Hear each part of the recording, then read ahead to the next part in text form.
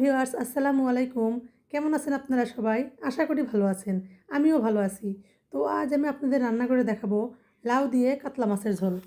প্রথমে এখানে আমি 4 পিস কাতলা মাছ নিয়েছি, এখানে পরিষ্কার করে ধুয়ে নিয়েছি। তারপর লবণ, হলুদ ও মরিচের গুঁড়া দিয়ে ভালোভাবে মেখে নিব। এবার একটা প্যানে আমি সয়াবিন তেল দিয়ে মাছটা হালকা করে ভেজে নিব। এভাবে একটু ভেজে নিলে মাছটা রান্না করতে যাওয়ার সময় আর ভেঙে যাওয়ার ভয় থাকে না। মাছটা ভাজা আমার হয়ে গেছে, এবার আমি উঠিয়ে নিব।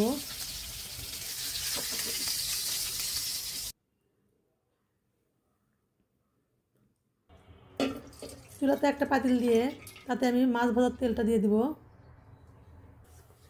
তারপর দিয়ে দিব পেঁয়াজ কুচি। পেঁয়াজ কুচি ভালোভাবে ভেজে নিব।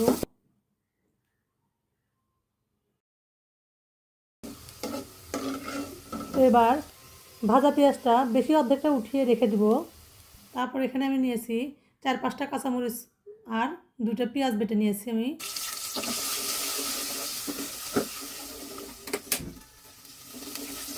তারপর দিব রসুন বাটা, আদা বাটা, জিরা বাটা।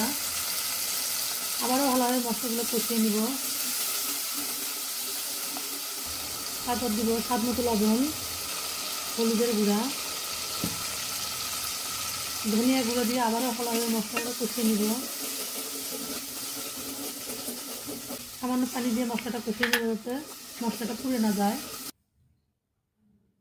এবার ঢাকা দিয়ে মশলাটা কষানোর পর নেড়ে চেড়ে লাউ দিয়ে দেবো। এখানে আমি কেটে রেখেছি একটা লাউ, পুরো একটা লাউ আছে এখানে। লাউ দিয়ে ঢাকা দিয়ে দিব। লাউটা মশলার সঙ্গে ভালোভাবে কষিয়ে নিব।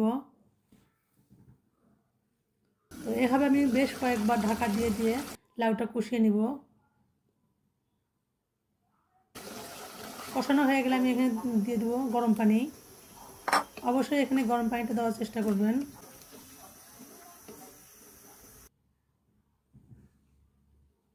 তারপর এরকম বলক উঠে আসলে আমি নেড়ে চেড়ে এখানে ভেজে রাখা মাছটা দিয়ে দিব।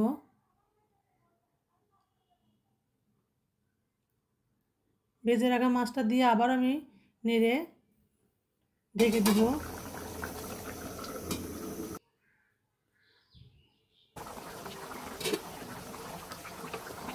আর এবার আমি দিয়ে দেবো হচ্ছে ভাজা জিরার গুঁড়া,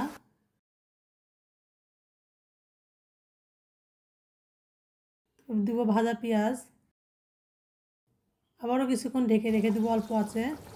হয়ে গেল আমার লাউ রান্না।